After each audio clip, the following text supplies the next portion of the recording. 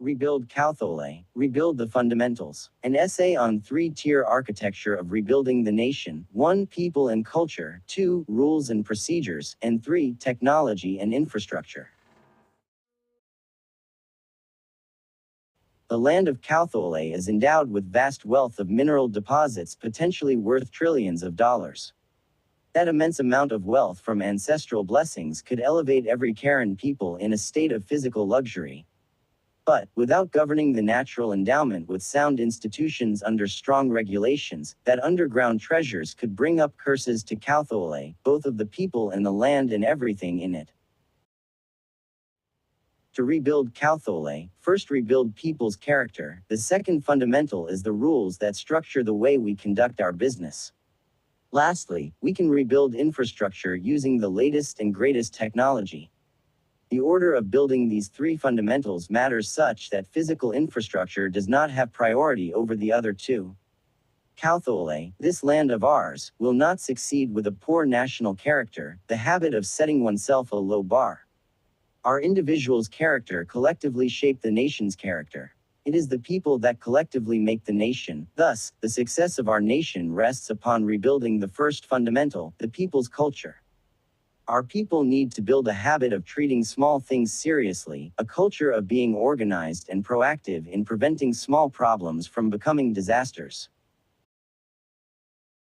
At the moment of crisis, the tendency toward everyone giving random directions would not solve the problem. For example, everyone shouting directions to rescue a drifting boat loaded with young students in a raging Moe River in the middle of the rainy season indicates a lack of structure among ourselves. To solve a problem, we first must acknowledge the existence of it. We the Karen people are numerous in number, but scattered and poorly organized. To get organized, we need structure. To have structure, we need formal rules and regulations in all institutions in the realm of legal, economic, defense, transportation, communication, immigration, social and healthcare system. Only within regulatory frameworks should come technology and physical infrastructure. Material success is not a primary pursuit of Kauthole ideals, nor will physical infrastructure indicate progress. Making logistics flow so that goods and services are accessible to everyone is more important. For instance, infrastructures in the US may be aging, but the institutional gears and logistics behind the scene are mature and complex connection flows. New nations in Asia may have flashy infrastructure like biggest airports and tallest skyscrapers, but those are superficial, and their logistics can be glitchy. For some, their social hierarchy can be repressive. Nations' immense wealth in natural resources warrant strong regulations. Academics and economists call this paradox resources curse, where most resources-rich countries in Africa are facing crippling economy, deprivation, a circle of dependency, and violence. The abundant resources not governed by regulations but excessive greed only bring corruption, exploitation, and violence on locals. Whereas, countries like Canada, USA, Norway or Israel govern their underground resources with good governance, the endowments bring prosperity and strengthen their nations. No ground should be broken for mineral extractions until a thoughtful, comprehensive regulatory framework has been established.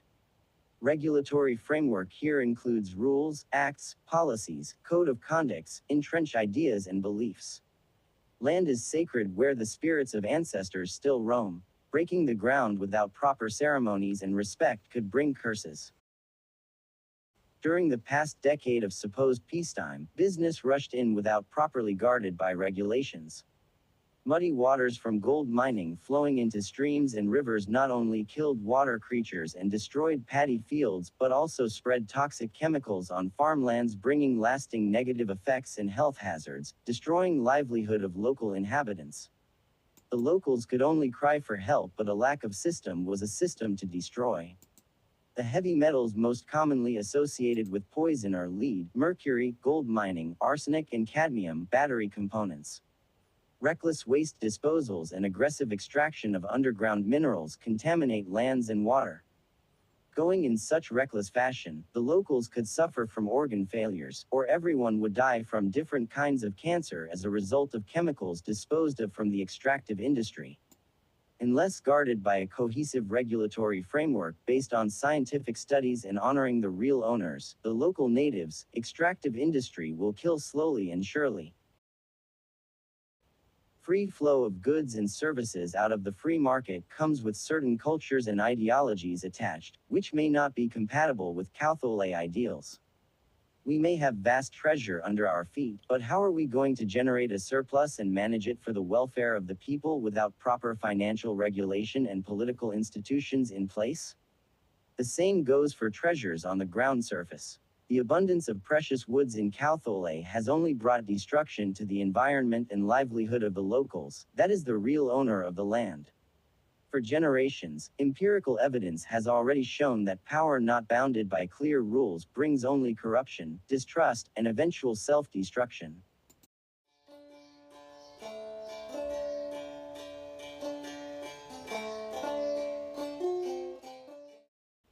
Regulatory framework stitches all different pieces so that those can flow without colliding with each other.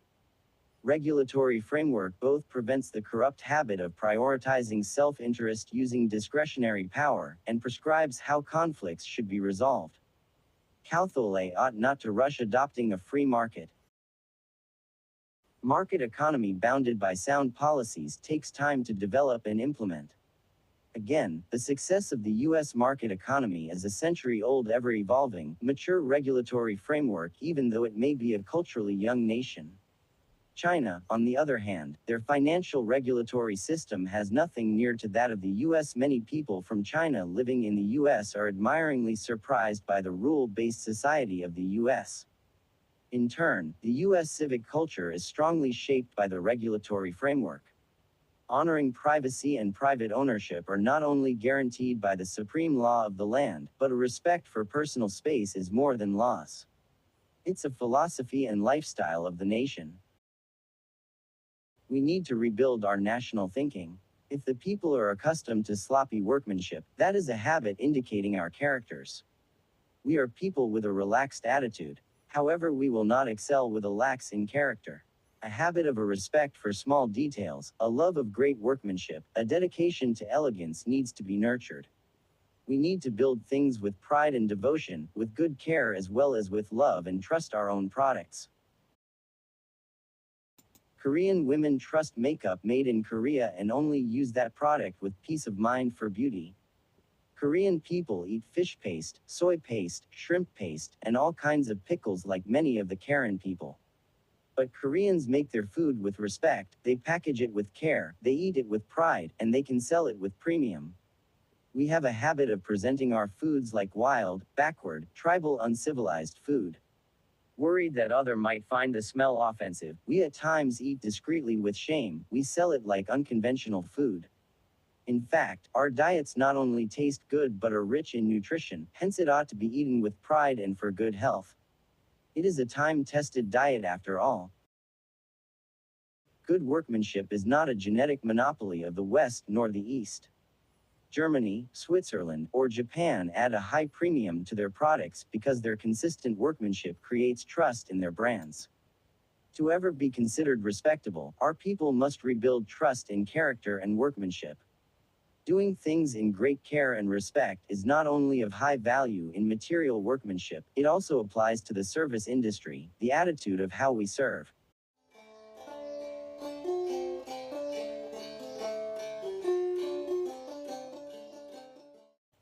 Not all cultural practices are good nor always good. Only good practices are reinforced and codified, and the laws intervene when there are signs of problems. A good institutional culture is no accident, it requires intentional daily maintenance from every member of the people in the society. UC ethical training.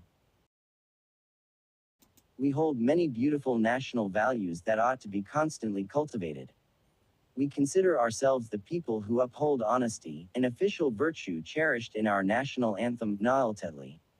However, this virtue will not thrive on a barren land. Without constantly nurturing ethics and integrity among the people at community levels, virtue will decay. Honesty strengthens integrity, that need to be cultivated in both leadership and ordinary citizens. From these two virtues, trust is created. From trust, loyalty flourishes. Fidelity stems from a strong conscience of being faithful to one's nation, leaders, and fellow citizens. Fidelity creates brotherhood, a sense of service and sacrifice for common good. When this virtuous circle breaks, a vicious circle is created, distrust and quarrels grow.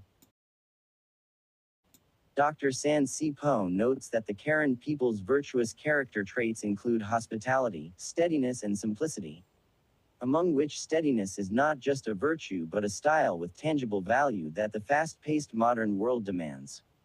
To be cool, calm, and steady in times of uncertainty, during trial and tribulation, is becoming more valuable in a complicated, fast-moving, material-seeking society. Steadiness is a striking character of the Karen people among their neighbors, Yi, Tall, Pei. It is a visible trait during the death of a family member. Walking under the shadow of the valley of death, the Karen people do not usually cry out loud in high pitch like their neighbors, but weep and wail silently even under great sufferings.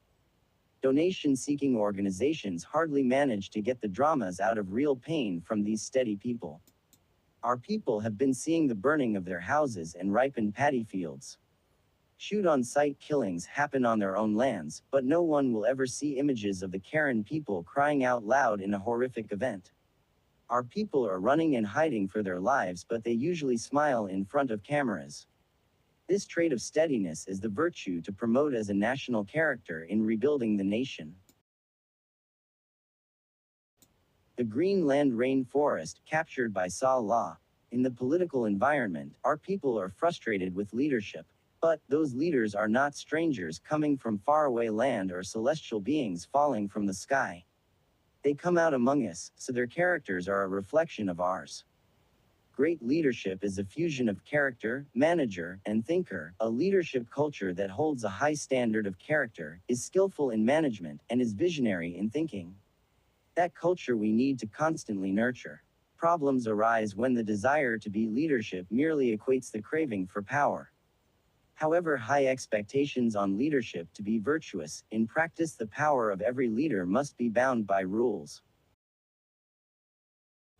As a long-term national investment, great leadership that earns trust and admiration needs to be cultivated among the youth, probably not among the old when it is too rigid to mold. The Karen people believe they are the most beautiful people, Phalagkat, having formalized that belief in national anthem. But the Karen people are not angels. And no man's virtue is unshakable without being guarded by law. Without strict rules for accountability, any leadership with power can turn nasty.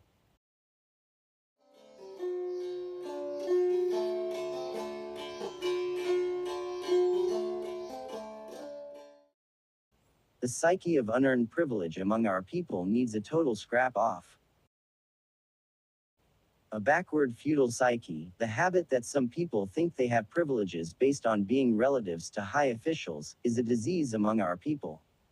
To create a fair and equal society that is pleasant to live in, no one ought to have privilege just because of being relatives to authority. Our need to create impersonal institutions following predefined rule sets rather than personal connection. Many stories about Mar-Ner Pla era, the de facto Karen sovereign nation in modern times, tell favoritism entrenched in our practices. Favor was given toward a certain people with a specific religious affiliation who had worship service on a specific day of the week. Other certain groups of lower rank personnel were arbitrarily denied for transportation service. Kauthole will not succeed with the culture operating under such unprofessional practices. To operate on a national scale, we need to create professional and personal organizations that structure beyond personal connection. Successful global organizations and nation-states coordinate seamlessly by following a predefined set of rules. There, people collaborate on a global scale not by knowing each other personally but by coordinating among dedicated teams with specialized responsibility. When a traveler boards a plane, the pilot does not need to know her.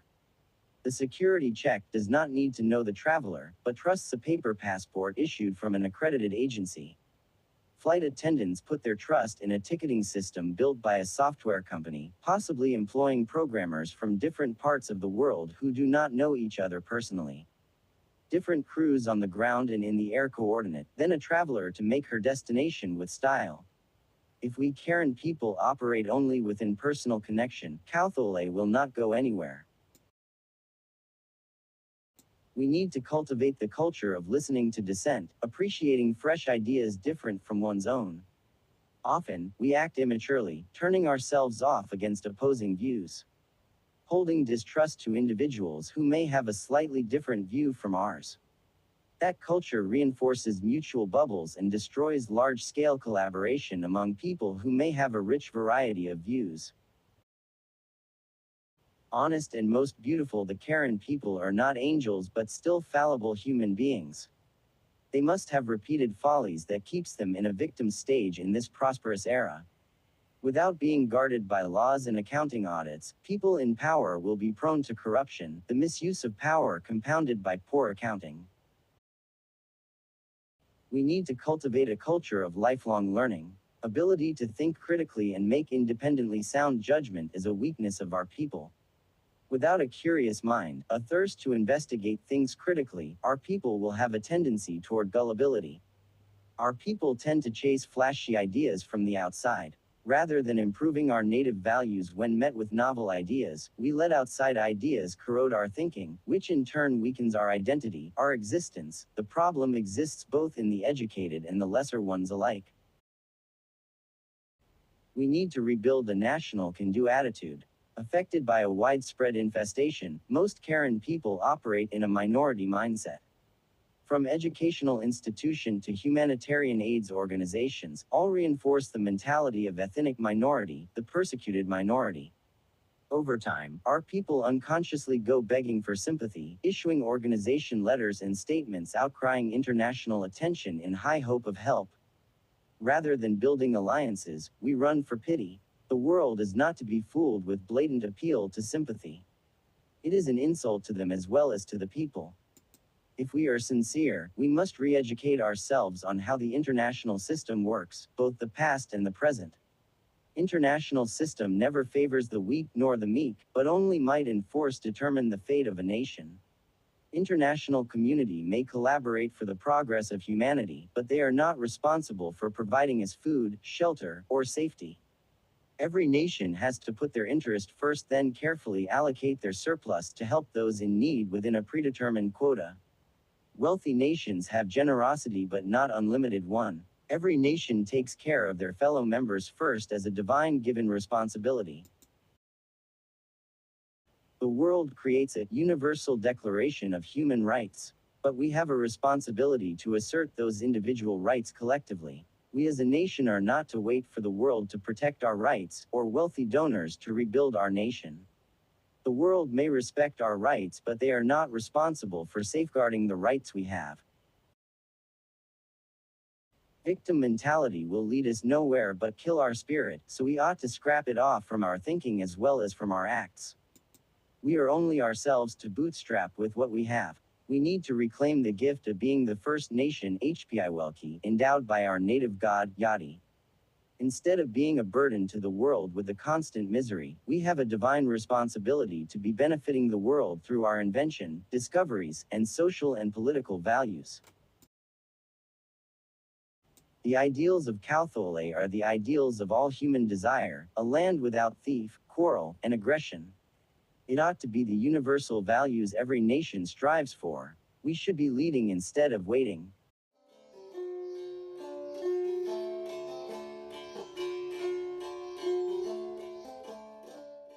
We need to think to secure blessings for our posterity.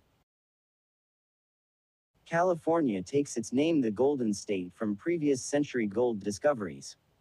Happening before policies and procedures supported by science, those gold mining businesses have a toxic legacy of mercury contamination to future generations, who now have to deal with those heavy chemicals in their soil and water system.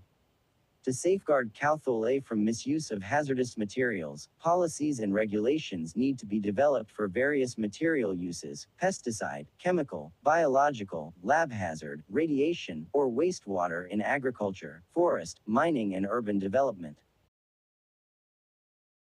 Regulation does not restrict. Strong regulatory environment of California appears unfriendly to innovation and creativity. It is the contrary. California as the hub of innovation is not only in the domain of digital technology, but social values from progressive thinking and cultural values are leading the way. A culture of diversity and high professional standards in academic environments allows California to be the state with the highest number of scientists and Nobel laureates.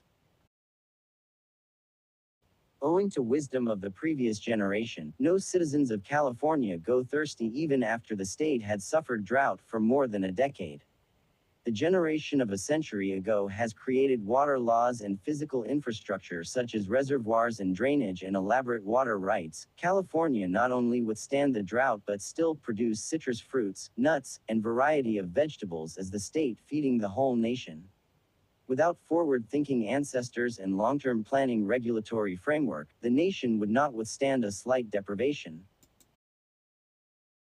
We can learn easily from other nations to build institutions and physical infrastructure.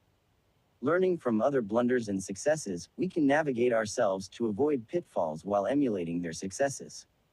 We can just walk the path already taken when it comes to technological progress. It took about 400 years for Great Britain to complete their industrial revolution. It took only 50 years for Korea to catch up and surpass the British. It is not just because Koreans are smarter to have achieved that shortcut, but they were able to just take the road already taken. Scientific principles applied to every part of the world. Kauthole is not excluded to follow best design principles and best formulas for materials engineering. Within a 20-year time frame, we should be able to catch up with the developed world in social, economic, and infrastructure. Scientific discoveries and technology breakthroughs only go forward for everyone. It took 40 years for Israel to get rid of mosquito problems. For Kauthole, less than 10 years defining her total freedom, mosquitoes can be eliminated with their natural enemy with minimum impact on the environment. Malaria is an intractable health problem for Kauthole. Every rainy season people have to suffer from it while east of the Salween River. This health problem has been eliminated. Scientifically speaking, the how is nearly settled. We only need to adapt to our situation. This is the latecomer's advantage. Technology breakthroughs of the world benefit the whole world. In the past, it took more than a decade to develop a vaccine. But, for COVID-19 it took 1 year, made possible within that time frame by the help of artificial intelligence to model endless possible variation of virus strains. And, high-speed internet connection and cloud computing make real-time global collaboration possible. We the people of simplicity already align a minimalist approach to rebuilding physical infrastructure. Communication and energy networks, schools, hospitals, and roads are essential for quality of life and progress. But, overdevelopment could throw fragile ecosystems out of balance, which in turn brings unknown negative effects. Even building infrastructure for renewable energy, we should harness solar energy from solar farms and wind energy, but should proceed with care, listening to feedback from Mother Earth if she feels fine. We may not even need roads everywhere for the comfort of travel. Walking is what humans are born to do, that promote health and longevity. They have been walking with 2 legs, a signature mobility, since the dawn of human species, long before roads and motor vehicles existed. A pursuit of material progress requires extra caution not to be too intrusive, going against nature. It may take 1,000 years for a culture to develop.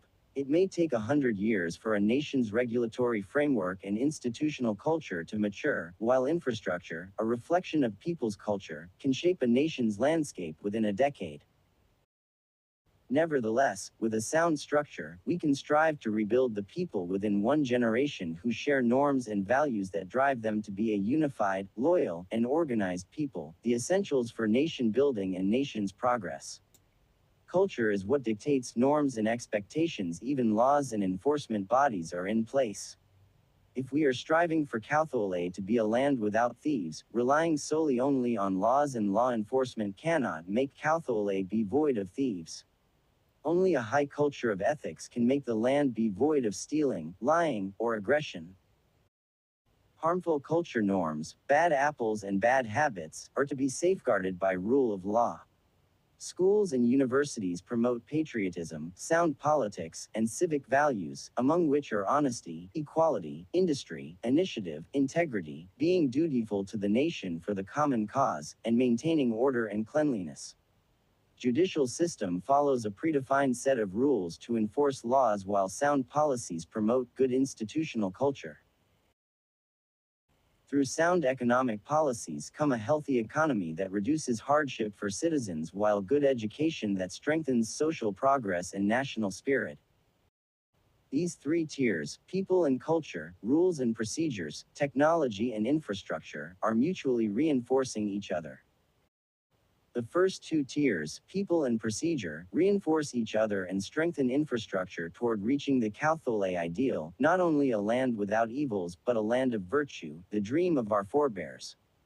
These three-tier fundamentals are essential during peacetime for building the nation, yet even more important during the revolution to build a good structure where we have a strong revolutionary army with good governance that gains mass public support and people's trust. Catholic will not succeed with being comfortable with mediocrity. It will demand ruthless determination, but surely not reckless ambition. We need to be informed, organized, and proactive to compete with the world and excel. Above all, may we need providential circumstances that favor our endeavor. As we toil for national dream, may the spirit of our ancestors watch over us, may the Most High bless our struggle to restore our heritage.